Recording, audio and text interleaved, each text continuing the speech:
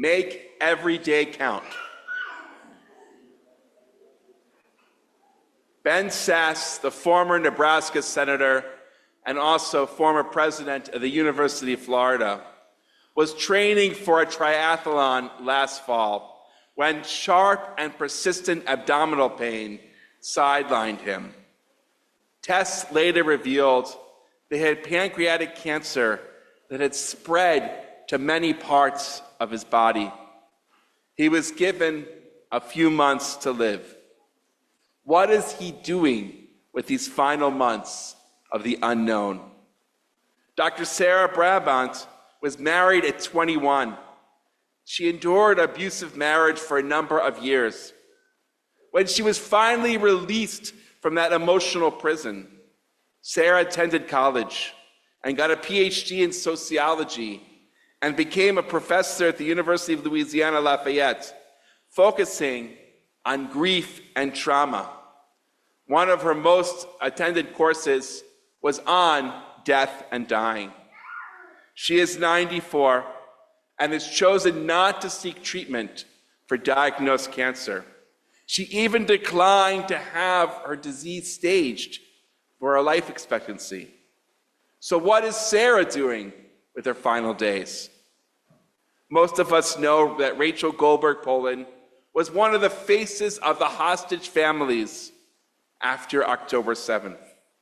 Her son Hirsch was filmed being taken onto a truck in Gaza with his hand amputated.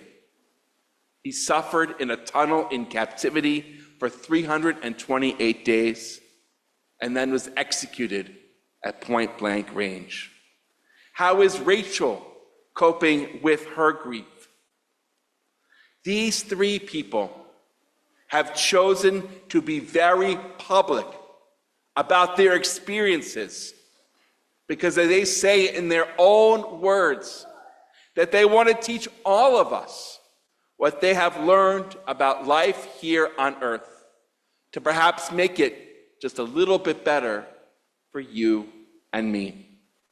If I can distill their lessons, it would be this rendering of Psalm 90. If granted, our years may number 70 or 80, but regardless of the length, our lives are going to be laden with trouble and travail. God, teach us to count and cherish our days of living here so we may obtain a wise heart. We ask you, God, to just balance the days of sorrow with days of joy. In the words of Ben Sasse, we are all on the clock. Some of it have the benefit, maybe, of knowing that our time is short and finite. And that is when we can start to talk about bigger stuff. Ben is only 54, and yet he says he feels that people are treating him like he's in his 90s, like he has a lot of wisdom. And he says that yes, knowing that his life is short has given him that wisdom. He says it is time to focus inward and less outward. Start with ourselves, our families, friends, and neighbors. Make sure that our communities are thick, he says. And someone who was a senator, he tells us, stop focusing on national and global politics. And he says what death and being near has taught him is that we are not the centers of the universe. We are all just a little small specks, but we should be grateful for what we have and experience the love that is around us and not be too worried about some of the bigger stuff. Sarah has spent her career fighting our culture's desire to ignore and deny death. She abhors the word passed away. All of God's creation, she says, will die. The planets and the stars too. They just live a little longer than us animals. And for this, humans are animals. Embracing the reality of death, she says, helps us process our grief. She says that grief is the deep disappointment stemming from unfulfilled wishes or expectations. Our society has programmed us to think that we are entitled to unlimited time on this earth. She says that's not the case. Life is a gift that we must cherish, for life is indeed fleeting. Our very breath is the gift of life. Sarah, also having suffered a domestic abuse, she is the student of what I call the Viktor Frankl School. That living, even when we are in persecution and in pain, comes with personal agency. We have control over our soul and even our thoughts, even if actions and things are being imposed from us from outside. In her lesson about obituary, she asks her students to write about the life they want to live. Ignore how others will write their obituary. She writes, I have gone from victim to a survivor. I was a hard woman, but I survived to a woman of joy. Yes, a woman of joy. That's why she doesn't want to know when her life is going to end. That way she can savor and hopefully enjoy each and every breath that she takes.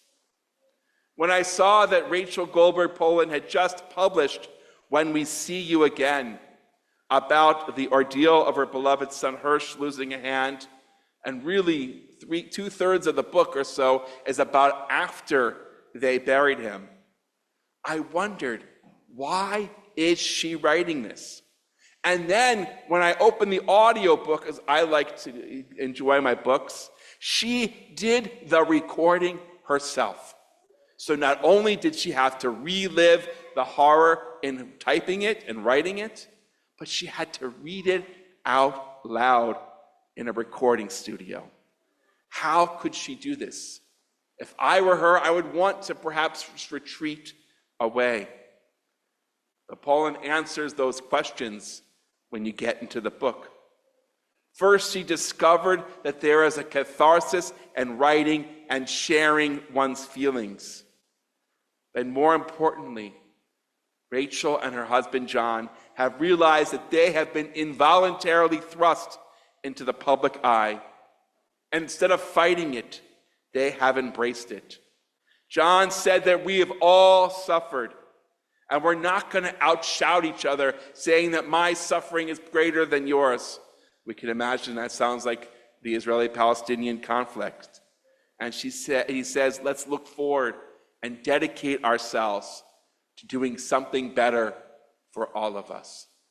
And then he has a shirt that says, may Hirsch's memory be for a revolution. What kind of revolution, people ask?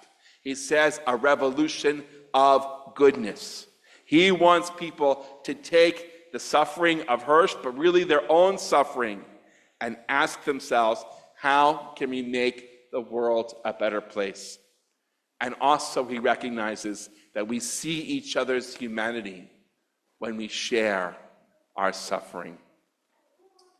Today's Torah reading is where we read about the mitzvah of counting the Omer.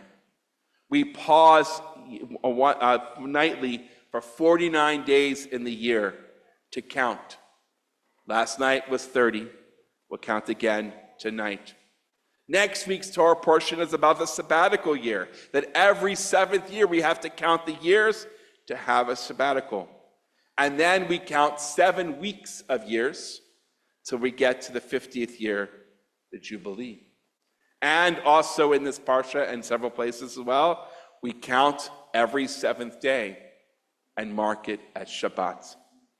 There are so many reasons for all of these countings. Now we are counting from leaving Egypt to the revelation at Sinai. But also just the act of counting alone helps us make every day count. As Psalm 90 says, teach us to count our days so we can grant a heart of wisdom.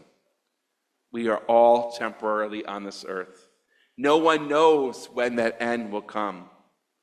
So I encourage us in the name of Ben and Sarah and Rachel and John and the memory of Hirsch to cherish every breath and every moment.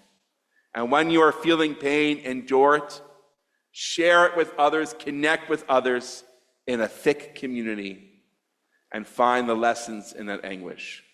And yes, seek joy wherever you may find it. Shabbat Shalom.